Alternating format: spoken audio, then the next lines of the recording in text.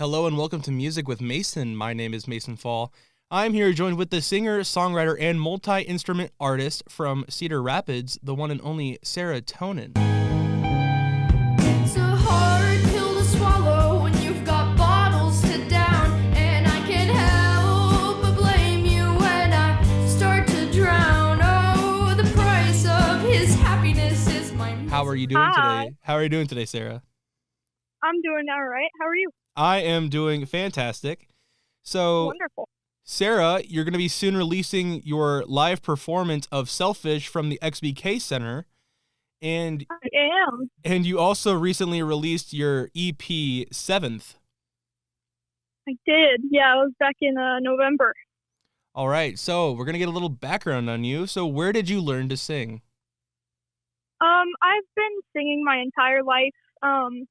But I mean, I grew up going to church, and so I sang a lot there. And my sister has always been one of my big idols because she's really really good at singing. But yeah, I've pretty much just been singing since I could. Okay, has anyone really inspired you to get into music? I mean, I watched America's Got Talent a lot as a kid. And I would always dream about that and performing on a stage. But other than that, 21 Pilots, I was really big into them from 4th to 8th grade. And a lot of my earlier music has some pretty noticeable influence. But other than that, Dayglow, yeah, I don't know. I listen to a lot of artists, All right. but yeah. So I understand that you've learned how to play over 4 different instruments. Mhm. What different instruments were they? So in total, let's see. I play the cello, guitar, ukulele, piano, and drums. I've been playing the cello since 4th grade, so let's see, about 7 years now. And I've been getting taught that through school ever since I started. I learned the ukulele in 5th grade. I'm self-taught on that. And then same with the guitar. I kind of just transferred my skills over to that. Also self-taught in, I think, the summer going into 8th grade.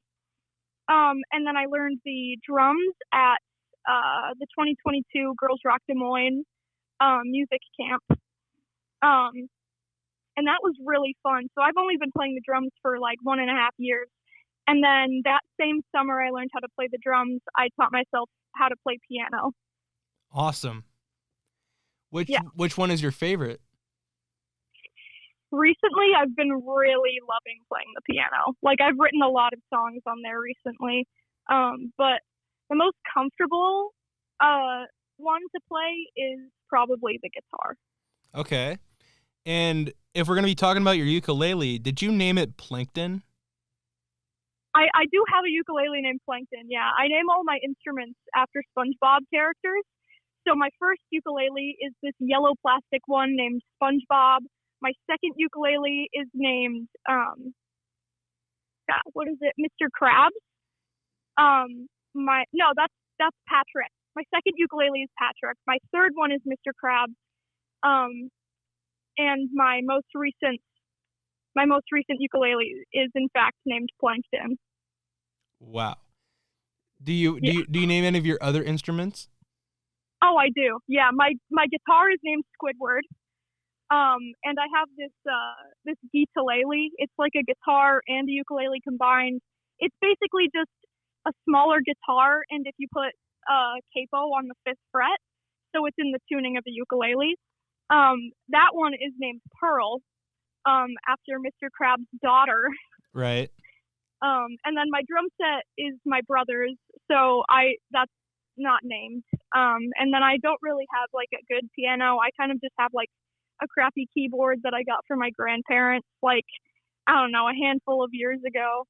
So that one also doesn't have a name, but everything else does. Are we going to be seeing them being named in the future, would you say? Yeah, I mean, if I get a good keyboard, then I probably will name it. But this one, I'm like, I feel like its days are numbered, Right. and maybe once I get my own drum set. But I'm like, I don't feel. I mean, I'd have to ask my brother to name it. So, is it true that you worked at Cinemark? Oh yeah, oh yeah, I do. I've been working there for almost 9 months. My 9 months anniversary is on the 12th, so that's in 6 days. So, Yeah. what are some of the pros and some of the cons at working at a movie theater? Ooh, let's see here. The pros are that all of the people are weird. Everyone you work with is a freak, and it's just amazing. The popcorn, free popcorn, and free tickets. Those are awesome. I eat so much popcorn. I don't even watch movies that often. But it's also a really easy job. But the good days are really good, and the bad days are really bad. Some of the cons are like the customers. Oh my God, I hate probably 90% of them, and the hours are kind of iffy. Personally, for me, they're not because I already stay up late. But sometimes during the summer, I'll be there until like 1 a.m. closing. But I don't know. It's a really fun job, and it's generally like really chill. All right. I noticed you had some buttons on your lanyard. Could you tell us what some of those buttons are? Yeah. So I have it with me, like right over here. Actually, let me see if I can. Oh, never mind. I left it in the bathroom. I have a pronoun pin on there. I have 2 pronoun pins on there. With he, him, they, them, and some neo pronouns, z, them. And then I also have one that says queer all year, one that is like a suicide prevention awareness pin. I actually have 2 of those on there. And then I have like a compass and like a skull from Hot Topic pin. And then I have oh geez, what else? I have a protect trans youth pin, and then I also have I think it was a pin of like a campsite, but I put a sticker over it that we put on like our pizza boxes whenever anyone orders like a mini pizza, and so it just says Cinemark signature cheese, covering that, and I can't remember what else. I think that's all. I think that's it. So, when it comes to you performing on stage, who normally takes over the drums? 'Cause since some of your songs, do you normally just play all the instruments and combine them together? Yeah, when I was recording, I played all of the instruments except for bass. But when I'm performing live, my drummer is Cameron Murtis. He's also in Carly Renee and the Fools band. And he also plays with the oh God, what's it called? The School of Rock house band. But yeah, he's a really talented drummer, and I let him have like pretty much creative liberty with kind of messing with all the drum parts that I wrote, because I have not been drumming as long as he has. And he's awesome. So, speaking of Carly Renee and the Fools, you had your own show at the XBK Live Center along with Quinn Trilk and Carly Renee and the Fools. Oh yeah. So, what was the experience like just being like the main like artist at the show? Oh God, it was really hectic. But it was also really cool. While Quinn and Carly were both performing, I was in the back, running my merch table, and I really wish that I could have like gone up and like watched them, because oh my God, both of them are so talented. And like I just would have loved to be like closer up front, but I was in the back running my merch table, because I completely forgot to like ask my mom or someone if she could run it. But it was really like weird being like the main performer because I play a lot of like events or like mini festivals where I'm not like the center of attention. But playing my own release show where people, like a lot of people were there to see me perform was like surreal. It was like everything I'd been waiting for years. Yeah, I totally agree. It takes a lot of work to get to that point, and you got that point. Yeah. So, how long have you been affiliated with Girls Rock Des Moines? I did my first Girls Rock camp in 2022, and I hadn't really heard of it beforehand. But I had been looking into it the summer going into, or a little bit before that summer. And then I had a friend contact me and asked if I wanted to do it and that their family was willing to pay for me, which I was like, oh God, because it's an expensive camp. But there were scholarship opportunities. So I was like, you're all good. You don't need to pay for me. I can like get a scholarship. And they emailed me a couple weeks later and they were like, hey, we still have room if you want to go for the scholarship. And then I like fell in love with the camp after I did it because it was just such a welcoming, like open space. And there were so many like performance opportunities, and Girls Rock is really what kind of launched me into the music scene and helped me get to where I am. Right on. So, what was the Des Moines Yacht Club? That is a show I'm playing on the 29th. It is like kind of a leap year birthday party type deal.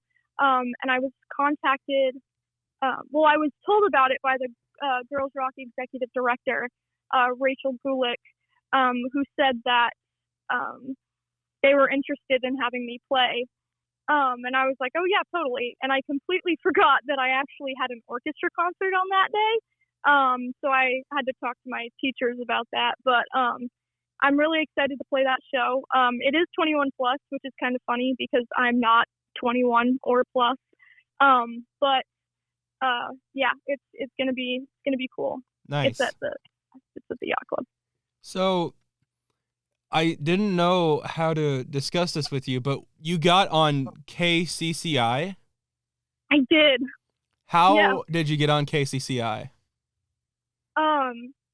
Rachel once again contacted me and asked if I wanted to do an interview talking about Girls Rock, and I was like, oh my God, of course, that is insane.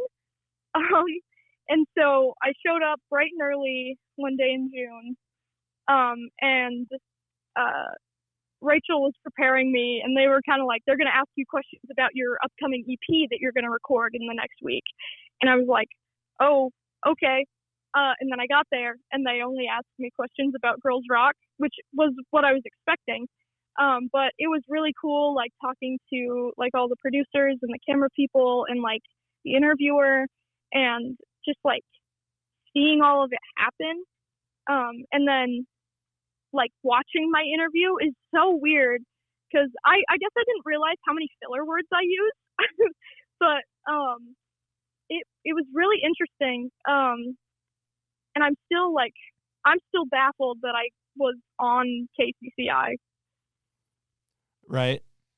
Yeah, it's very interesting, just getting on a news network. So, I'm sure you got a lot more exposure that way too. Yeah. So you've been to so many small festivals and you played at the XBK Center, but what would you say is your favorite place to play at so far? It would have to be XBK. Yeah. all of the staff are so nice, and they're so cool and like fun to work with. And like I've had great experiences like playing anywhere, but XBK, I keep coming back to it because it was the first venue that I went to after COVID restrictions were lifted. I went there in late 2020, I think, for a concert. It was the Backseat Lovers. And it was the best like sound quality I'd ever heard at a concert. And I was like, damn, this place is like crazy, and it was packed. And I thought it was really cool.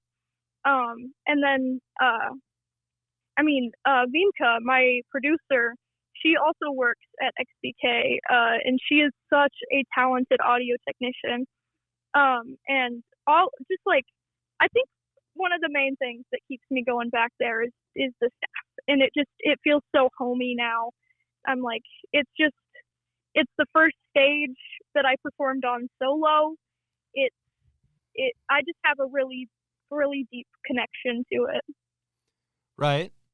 So you've had so many different songs on your different EP releases. Do you have a favorite one, and do you have a least favorite one? Ooh, off my EP? Yeah. Let's see. My favorite one is probably Sleepless Saturday Night, which is kind of a running theme with the people that have listened to my music. That's my highest streamed song as well. But it was a joy to record. It flowed together really nicely while I was writing it. And it has some of the best lyrics that I think I've ever written. And it's also really fun to perform live, and all of those like high vocals, like belting out. It's a really emotionally driven song, and it always helps me when I'm performing, because it drives me more, and it gets me like in that performing mood. And if I have like other high emotions from that day, then I get on stage and I perform Sleepless, and it just gets all of that out. Least favorite, God, that sounds hard.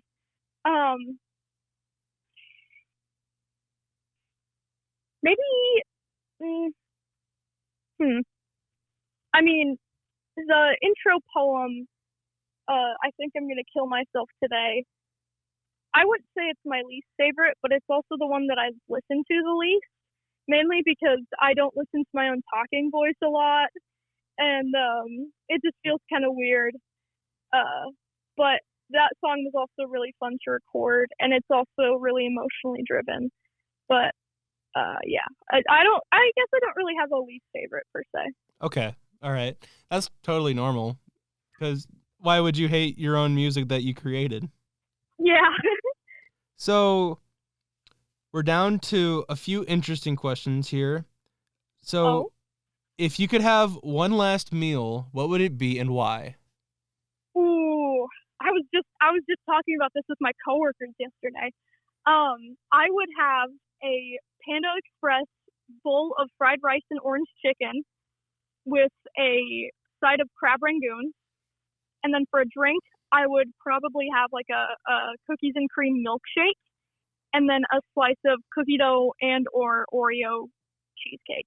All right. That sounds good. Yeah. So we're down to the final two questions of our interview. What is the future of Sarah Tonin? Are we going to be seeing another concert? Are we going to be seeing more tour dates? Do we see you going out of state? Do we see more EP releases, and do we see more song releases? Absolutely. I am really excited because in these coming few months, I am going to get back in the studio and start recording my next 2 full-length albums, because I already have, I write a lot of music, and turns out I have 2 full-length albums worth to record. So Vimka and I, we're just going to record it, see where that takes us, and then I'll hopefully have at least one release during 2024, if not 2, either song, EP, or full length. As for shows, I am definitely going to be playing shows all throughout the year. My band and I have been talking to other bands about putting together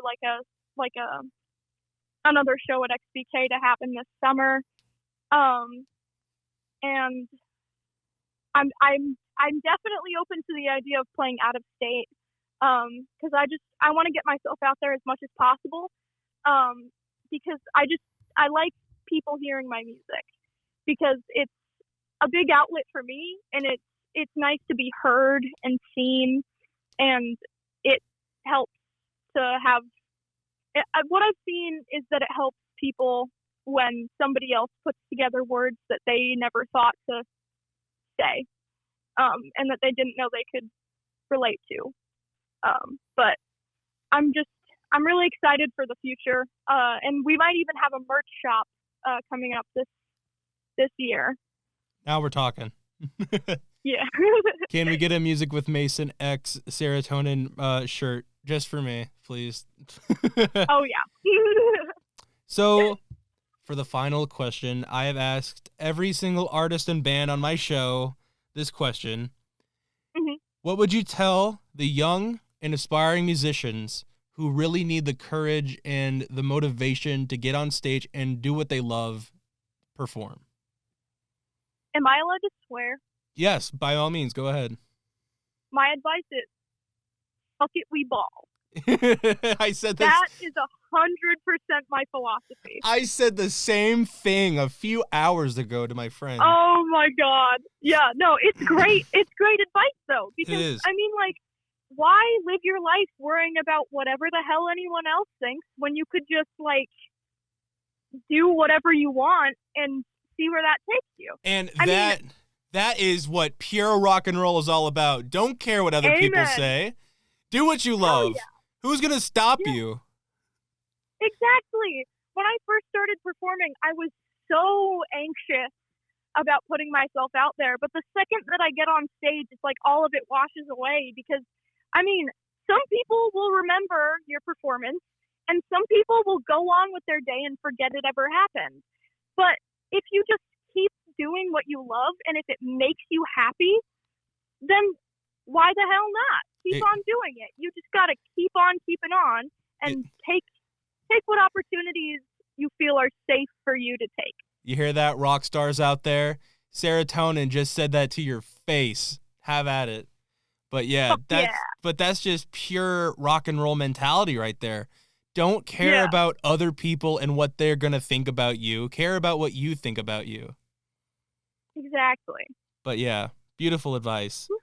Unfortunately, that is the end of our show. Sarah, where can we find you on social media and where can we find your EP? Oh my goodness. My EP is out on all platforms under the name Serotonin. That's Sarah with an H, Tonin, 2 separate words. On Spotify, Apple Music, YouTube, Pandora, if you use that. Just like anywhere you can find music. And I am also on YouTube under Serotonin. Same spelling, everything. You kind of have to look up The Vultures by Wesley Willis because that's my most popular video. It was something that I just like shit posted in like 2021. That's completely unrelated to my music career though. And then I am also on Instagram at Serotonin Music. Perfect. I will be putting all of that in the description below, so all of you listening in can go ahead and check him out. So, Awesome. Sarah, thank you so much for being on my show today. You are an amazing musician, and I believe you're going to be carrying a lot of legendary status and a whole bunch of memories for all music to come. So, thank you for being here with us. Thank you so much. We are going to be seeing you next time. Hell yeah.